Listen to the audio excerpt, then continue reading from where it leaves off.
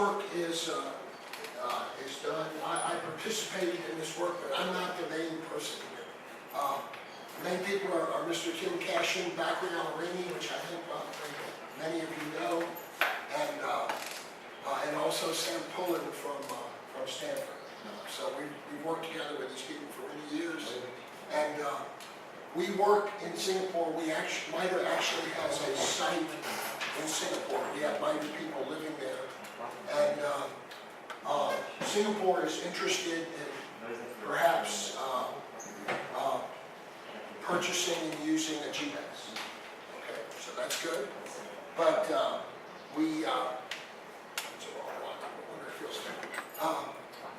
and so they wanted to look at some of the ionospheric difficulties. So that's what this work is about. Well, I've already talked about cautionary notes, and I've talked about MITRE, so I won't say anything about this.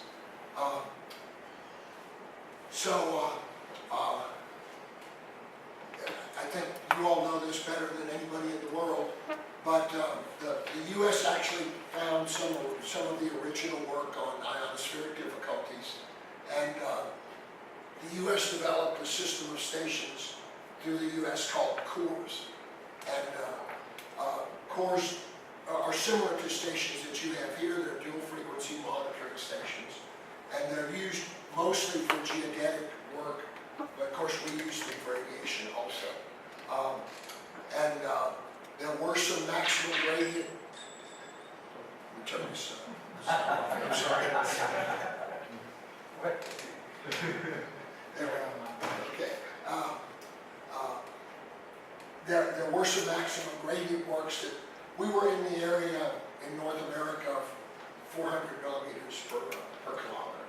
Of course, that's still high, but not anything like you're seeing here. And also, Germany and Australia have worked on this also, but again, we're outside of the equatorial anomaly area, so they're much smaller gradients. But of course, Singapore is not. Singapore is right here, right competitive with you, so Singapore wanted to look at ionospheric gradients, and they asked us to help them, and we asked Dr. Sam Pullen to help us also, since he has many years of experience in this also. And of course, this is the anomaly area. We plotted out the GPS satellite tracks at the 300-kilometer altitude, and of course, Singapore has many of them in mostly the southern anomaly region. I don't really need to tell you all about this very much. You had 5 or 6 presentations here in the last couple of days, but we have the plasma bubbles, and then the bubble actually forms.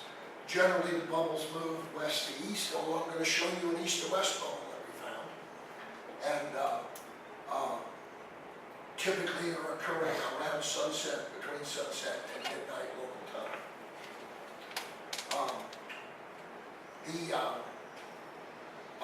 The ionospheric threat models have been proposed. I think you all have done some, and we'll compare some of the results from Singapore particularly with the Brazil results later on in the presentation. We found that for the low latitude gradients, they're larger, and again, particularly in Brazil. The widths are smaller, so that makes it a little bit more serious for risk in the GBAS. And again, limited to time of day generally after sunset.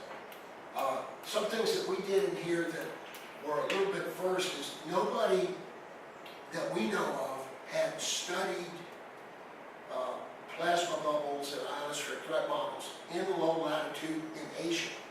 Of course, you all have done it for years, and I believe there's been a little bit of work done after it, but nobody's done it in Asia, so that was kind of new about this work. So what we did, well, of course, again, for the GBAS we have a depletion area. Of course, the concern is that either the airport sensors or the airplane is affected by the depletion area. and the other one isn't. So you have a potential, particularly vertical error between the GBAS corrections and the aircraft. And of course, they've been generally characterized as with a speed at depth and an angle. And so that's been the general approximation of it. Of course, they don't look anything like that, but that's how we approximate it. So much of our work was detecting the bubble and then also trying to get the eastward speed and the ionospheric speed and also the tilt angle of the bubble. And these are the parameters that we characterized in the study. Of course, the gradient's probably the most important one, but also the eastward speed and tilt angle at depth.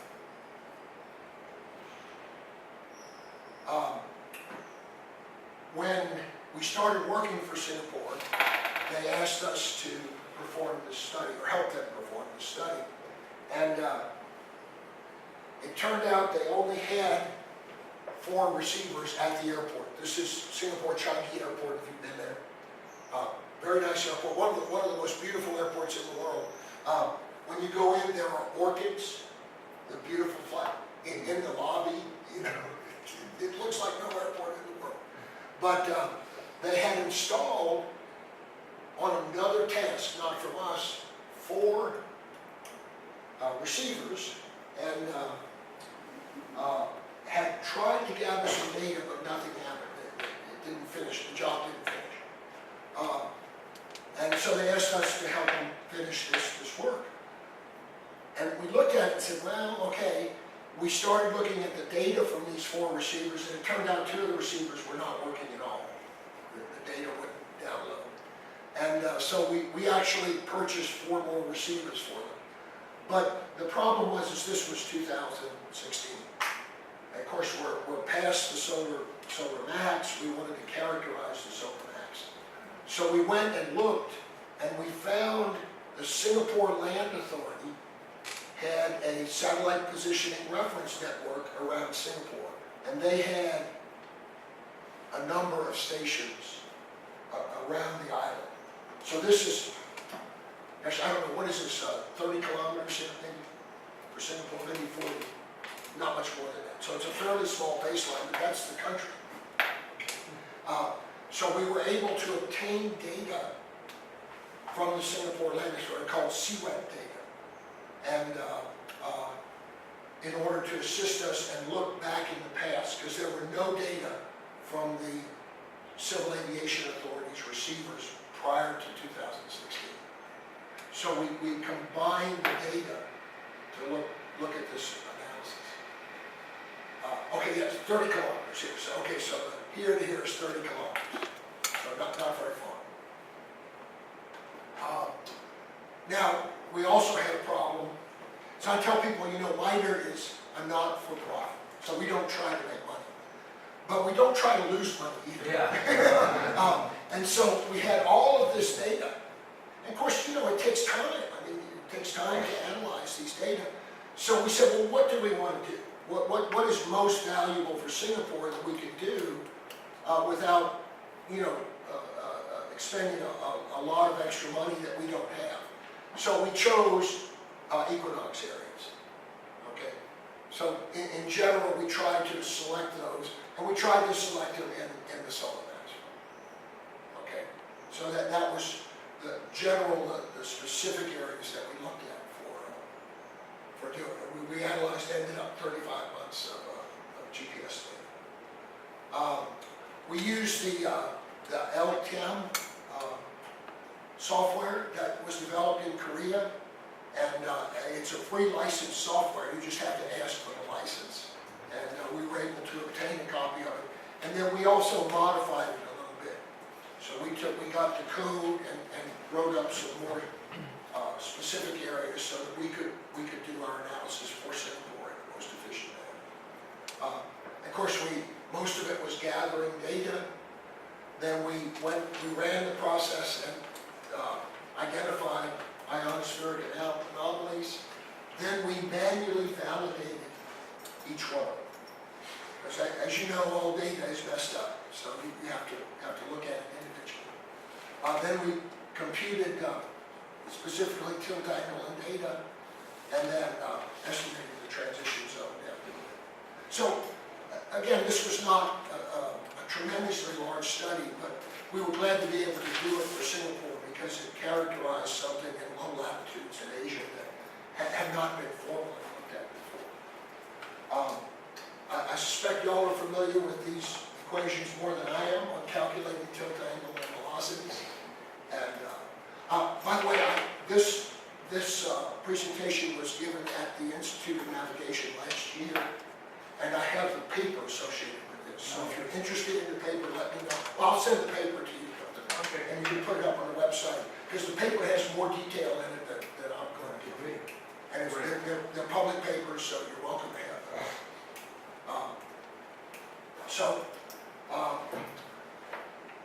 Initially, like I said, we had 35 months in a 6-year period.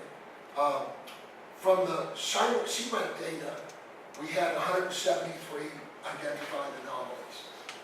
Okay, so that would be expected because the seabed data were back in the solar maximum. Okay, from the Singapore airport, we only had 7, and they were much smaller in general. So that would be expected because the Singapore airport was only from 2016. And then identified plasma bubbles were 44 and 6. And this is a look at the elevation angles where we detected the gradient changes. So you can see we had one gradient that was a little over 500 millimeters per kilometer, and then most of the gradients were in the 200 to 250. So much less severe than you see here in Brazil. But again, still good to characterize in other places in the world. Local time, so again, from just after sunset to midnight, almost all of them were in that time frame, which again is no surprise. That's been consistent with what we see in other places. Our maximum gradient event was on 2012, which that was pretty much in the peak, I think, of the solar max, the last one. The solar max kind of maxed, and then it did like this, and then it did like this, the last one. So, but this was certainly in the area of the solar maximum.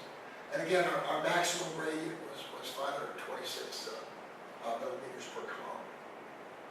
Again, not nearly as severe as Brazil, and there was only one of these, but still pretty high. I'm sorry, did that question? No, the satellites, the previous one, they were quite close to both satellites.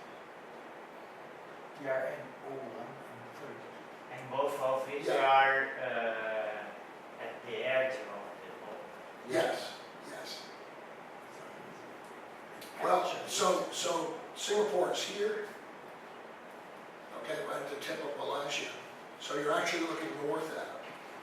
So rather than looking south,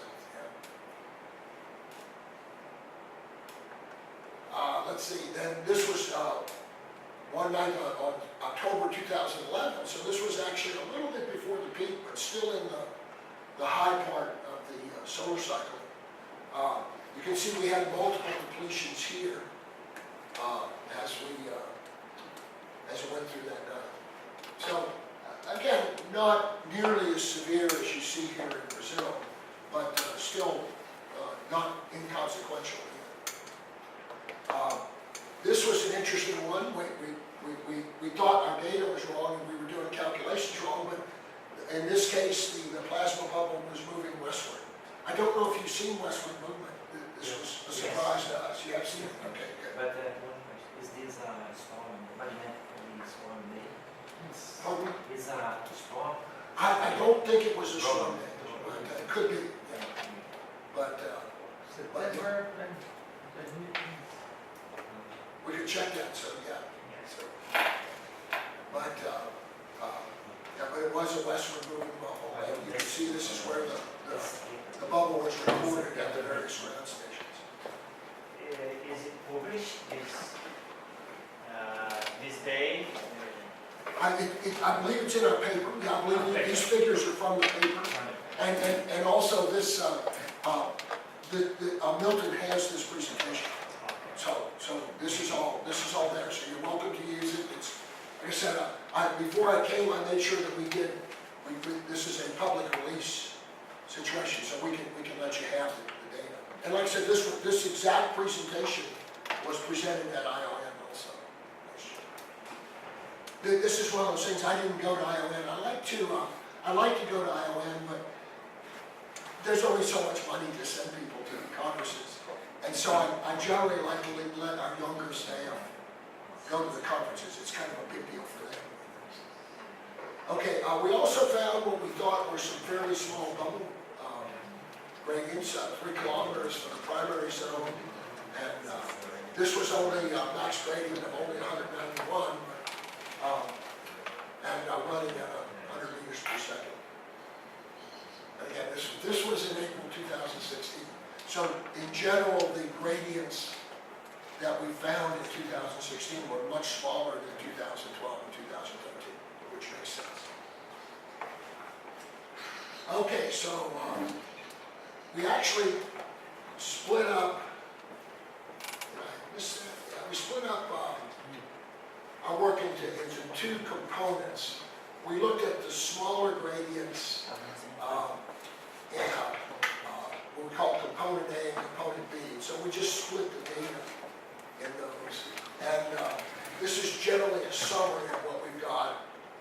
Fastest was about 300 meters per second, tilt angle 30 degrees, and various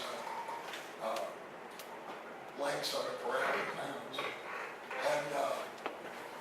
And then this is looking at other threat models, principally in Asia.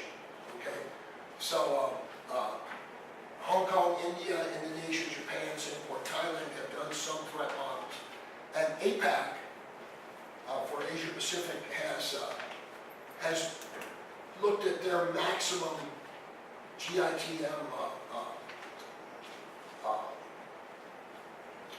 gradients, and it's about 600 millimeters per kilometer, and Singapore was running about 550. So, in a sense, Singapore is not tremendously worse than we see these other countries, and in particular, India is farther out of the equatorial area, and of course Japan is nearly completely out of it. So, again, there's not the severity that we're seeing here in Brazil. Of course, this is comparable. This is the Brazilian threat model and Singapore threat model, and of course you can see. Now we have 860. Is that about the max rating that you had? I thought I heard 1,000 yesterday. We need to show more than this. Okay. But maybe he can do a comment for us, Yeah. because there is some Because limitation. yeah. Well, this actually came from Sam Pullen, and he's pretty familiar with worldwide area. And this was the number he came up with. When I heard 1,000 yesterday. So. In fact, just a comment. When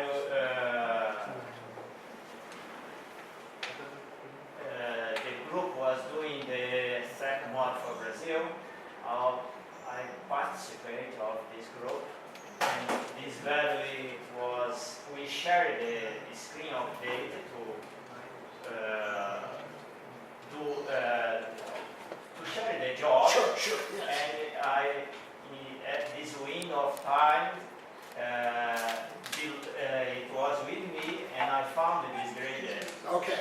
And we discussed so much with Sampul and all the Miles Corporation team, and we validate manually this value. We are sure that this. Okay, so And it was a that's baseline where the of, value came from. Yeah, that's where we got it. and it was one baseline of approximately 10 kilometers. because I think it was São José dos Campos, Univap, and INCT. Exactly. This 90.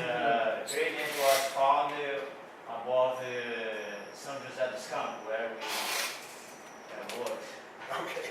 Okay. All right, so, but that, you know, this was, we tried to do some comparison, and again, our conclusions were, you know, that Singapore is not nearly as serious as Brazil, but again, they need to consider this.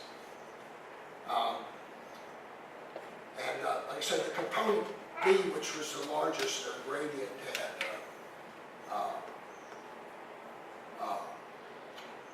had probably the worst case in terms of a safety event, but the component A still had a lot of gradients.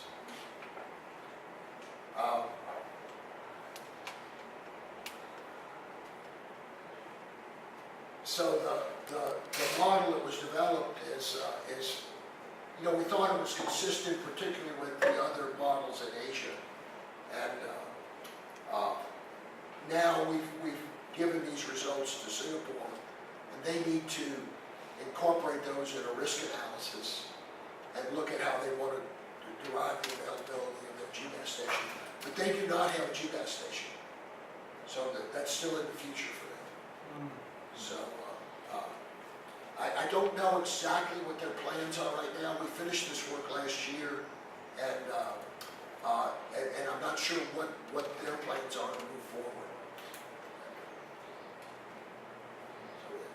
So that's it. I can talk about questions. Like I said, this is not my main area of expertise, so I won't be able to answer questions in tremendous detail, but I can certainly get an answer for you. Yes, sir.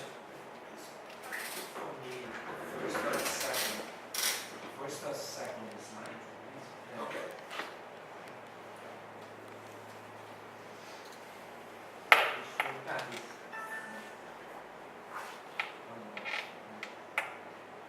There. This right is a very strong storm. I'm sorry? This case you presented, it was a very strong storm with very large gradients all over USA. Yeah. This was the Halloween storm. I don't know. Let's see. This was this was the 2003 Yeah, storm. Halloween. Yeah, it was a 2003 storm. Yeah. That was probably the biggest storm outside. It's This a was a famous storm. storm. Storm event generated very large gradients. Yeah. And this covered all USA.